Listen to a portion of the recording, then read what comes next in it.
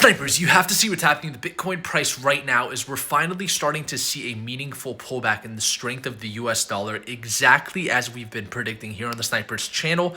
But we've yet to really see a strong reaction in Bitcoin's price or the equity markets. So let's talk about that today. And by the way, thank you all for your well wishes. The hurricane did pass right over my home, but no power outages, no flooding. A lot of people that I know are still going through that. So my heart goes out to you guys that are still dealing with the hurricane. But thankfully, where I live, there wasn't any issues. Let's dive straight into the chart, Snipers, and talk about what's happening because we've been monitoring the strength of the US dollar. Just notice how we're starting to see a very meaningful pullback here, exactly as we've been predicting at this market structural resistance level. But we've really yet to see the S&P 500 react to this positively, or even Bitcoin. Bitcoin showing a little bit more strength in the equity markets, holding up this demand zone here below the 2018 previous all-time high. But we've yet to really get a confirmation above the major resistance, which is the previous weekly open right now, 19,417. You can see our daily candle right now, as I record this video, is above the extremely important resistance, but we've yet to get any full 4-hour candles above this. So what this tells me is at this point, the VIX is indicating that we are potentially going to be seeing some further volatility coming into the close of this week, with equity markets closing in 24 hours and then a manipulated weekend for the cryptocurrency market. Here's what we need to monitor, Snipers. You can see that we have this very tight range here that could give us the earliest confirmation of the next move. If we get above the 2018 previous all-time high at 19,800, then that would be the early confirmation that maybe into this weekend we could be seeing some upside. I would say that a lot of the weekends so far have shown massive downside, but for this weekend, the DXY is showing a massive pullback, and so that could actually give the equity markets and Bitcoin room to see some upside into this close for Friday, and then for the cryptocurrency market into the weekend to potentially see some upside. But we'd have to get above this major resistance here. And then, of course, 19,417 is also very important. If we get back below it and we continue to reject this level, then that keeps the door open for this $17,204 level. And why I think it's important to keep $17,204 in mind is if we just look at the schematic so far of the S&P 500 versus Bitcoin, just notice how Bitcoin hasn't formed new yearly lows yet. It didn't form a lower low. We didn't really see a real bear trap just yet. A bear trap would be breaking 17,600 where we currently have our yearly lows. The bears would think that that's it for Bitcoin. It's going to start slipping towards 13,000, but then we'd most likely see a push to the upside. That would be the bear trap that we're talking about. As a matter of fact, the S&P 500 already saw that bear trap. It formed a lower low. It formed new yearly lows, but it's yet to really continue further down. And so why is this important? Well, there is a formation that could bottom out the markets called a double bottom, and that is still in play. Just remember the way that Bitcoin topped out was a double top. And so would it really be too abnormal for Bitcoin to bottom out as a double bottom if it topped out with a double top? I think that it's something that we have to keep on the table as something extremely valid, especially with the DXY finally reaching an extremely important resistance level. 114 dates back to 2008. As a matter of fact, we've seen 2 bull markets initiate for Bitcoin from hitting that resistance level, right? So 2017, 2020, both of those were initiated by hitting resistance for the DXY. And so you can see we're coming here towards this major resistance. Could that mean in the immediate short term, maybe for a few months heading into Q4, that could allow some room for the equities and Bitcoin to kind of relieve themselves to the upside? I think that that's all going to be determined here based on this tight range here with 19,798.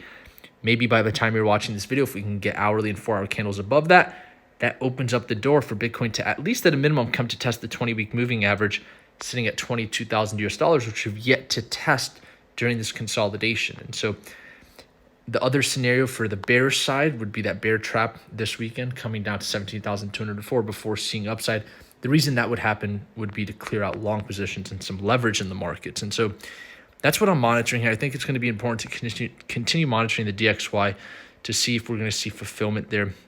And then I know a lot is happening with the Bank of England right now. The European Union's also going through a lot. And so we're seeing a lot of macroeconomic events that are affecting the market. And so with the VIX starting to spike up, there's some room for some potential volatility coming into this weekend.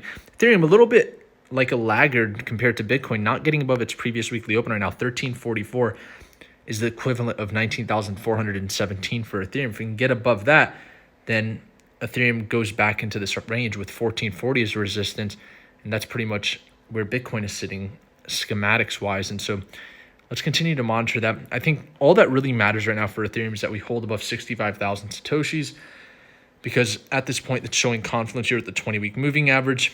And if we want to stay bullish or even have any bullish bias for Ethereum, we just have to maintain this level, preferably even see a bounce to the upside from here, right? That would be the most positive thing with the merge now out of the way.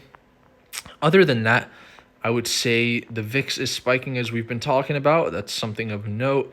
Futures markets are just now starting up. S&P and the NASDAQ up about 0.4%. Nothing crazy there right now. Japan is down 0.84%. That's interesting because it was just up before I started this video. So I'm assuming that we're seeing a lot of volatility here on the smaller time frames. Yeah, you can see we just had that open up. You can see we pushed down. So that's interesting there. Remember, the DXY is pulling back right now. And so we haven't seen a meaningful reaction in the markets yet from the DXY pulling back. And so that's something that I think we have to just kind of keep on the table there. You can see the DXY is pulling back, but S&P is not moving up.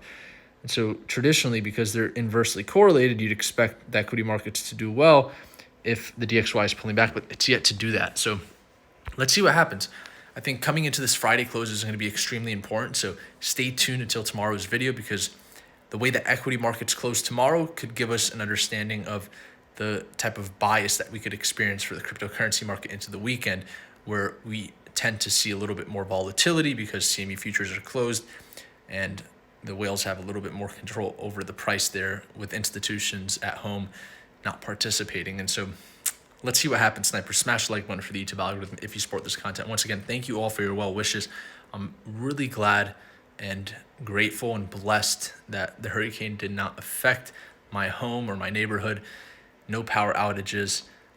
Very happy about that. A lot of people that I know, even family here in Florida, are experiencing issues. My parents' home is completely devastated. I think their car got flooded.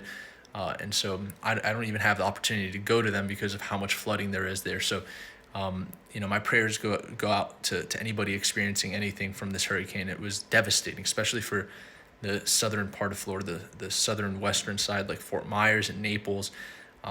Man, it was record-breaking floods.